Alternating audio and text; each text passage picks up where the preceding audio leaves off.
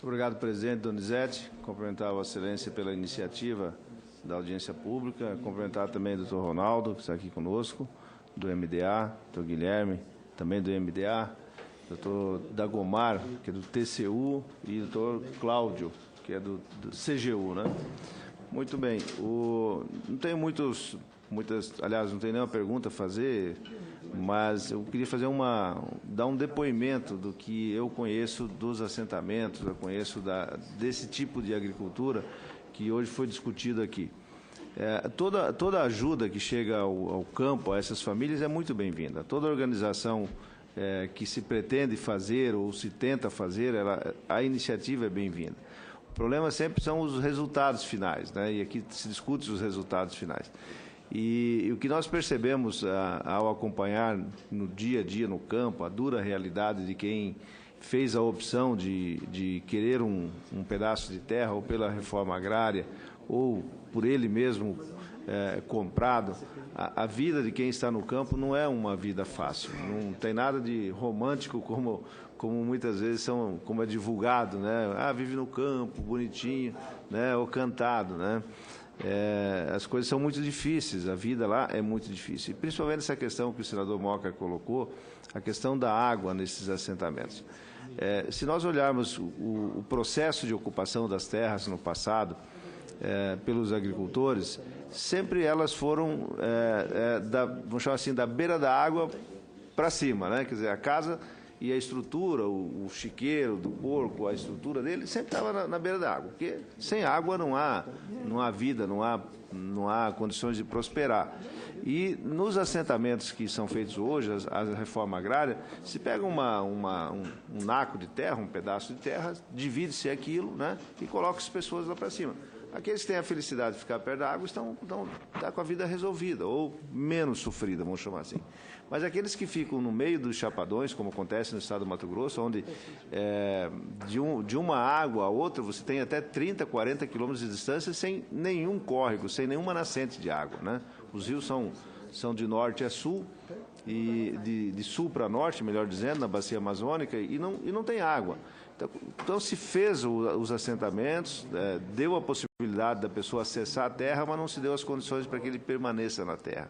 Então, por isso você vê, em muitas situações, na grande maioria das situações, o cidadão vai para o campo, ele acha que ele vai começar uma vida diferente e logo ele se frustra com isso porque ele não conseguiu levar adiante. Bom, se ele não está estabelecido, aí vem as questões fundiárias. Você não pode dar o documento se ele não está lá, já trocou de pessoa. Então, é um processo viciado e vicioso que a gente não consegue sair dele.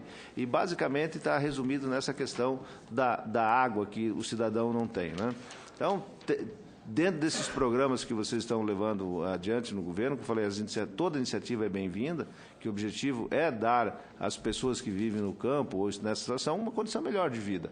Mas sem uma estrutura básica de começar por esse processo, não fica ninguém. Pode-se gastar milhões e milhões de reais, as pessoas não ficam, não tem como ficar. Quer dizer, é uma coisa quase que impossível a permanência nessa situação. Então, eu só queria fazer essa constatação, dizer que essa questão da assistência técnica rural, ela é importante, né? Não tem como deixá-la para trás. Eu lembro que quando nós começamos com a agricultura, no Paraná, meu pai era madeireiro, trabalhava numa madeireira e começou a fazer agricultura e fazia do jeito dele. Não tinha grandes conhecimentos, tinha segundo grau primário só também, e fazia do jeito dele. Aí chegou um tempo que começaram a exigir, né, através do Banco do Brasil, a questão das curvas de níveis, para não deixar com que as águas levassem as terras para dentro dos córregos lá no Paraná. E ele tinha uma resistência enorme de fazer aquilo. Eu lembro que ele, não, eu quero continuar plantando aqui para baixo, aqui, que é o tiro mais reto que eu tenho, né?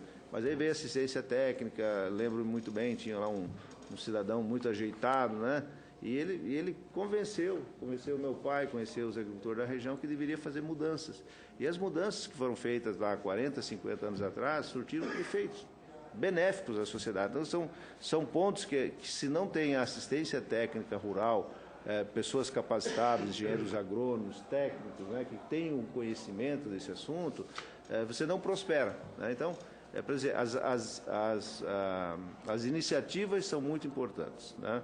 Os resultados no final são importantes. Agora, no meio desse caminho, tem que criar as condições necessárias para que a pessoa possa ficar no campo. Só distribuir a terra, só dar a terra, não resolve. A terra é talvez o insumo mais barato de todo o processo de reassentamento ou de assentamento que se faz no Brasil. Eu sempre digo, terra tem para todos, né? A questão de estar aqui ou estar ali, mas o que ele retira dessa terra, o que ele consegue de benefício, o que ele consegue de renda, é que é determinante para ele ficar lá ou não.